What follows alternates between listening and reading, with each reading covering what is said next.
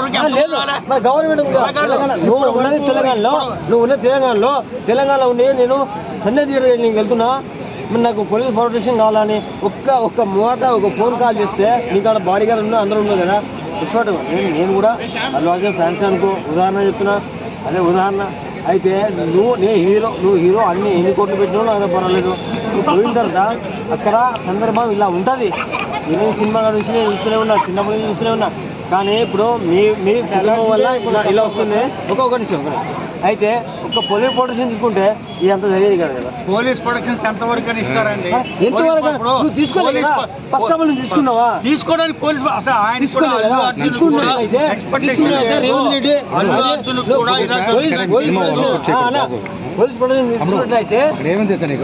Police protection ఎంత జరిగేది కదా. నీకు ఆ టైం చిన్న పిల్లలతో లేడీస్ ఎలా ఊళ్ళు ఉంటాయి.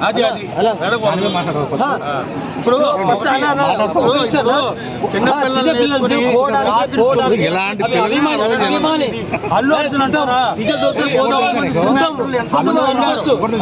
ఎలా వెళ్ళారు? ఇక్కడ ఎంతో మంది సినిమాకి వెళ్ళి స్టార్టింగ్ అయిన తర్వాత వెళ్ళడం, ఎండింగ్ అయిన తర్వాత రావడం సాధారణంగా. అల్లు అర్జున్ ఏదో దీనికోసం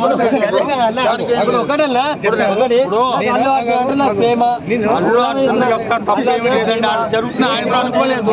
ఇప్పుడు అలా జరుగుతుందని ఆయన కూడా అనుకోలేదు. అతను ఎక్స్పెక్ట్ చేశాడా? ఒక ఆవిడ వస్తుంది, పిల్లలు వేసుకొస్తుంది, ఈమె చనిపోతుంది అని ఏదైనా ఆయన అనుకోలేదు. అన్ఎక్స్పెక్టెడ్ గా జరిగింది. ఇది రాజకీయమైన పులిమేర, అంతకంటే ఇంకేం లేదు. దీన్ని ఒక అవకాశంగా తీసుకుని అవతల వాళ్ళకి బీజేపీ వాళ్ళు ఇక్కడ సపోర్ట్ చేయడం, కాంగ్రెస్ వాళ్ళు ఇది చేయడం. మరి ఇలాంటప్పుడు ఎంతో మంది చనిపోయారు.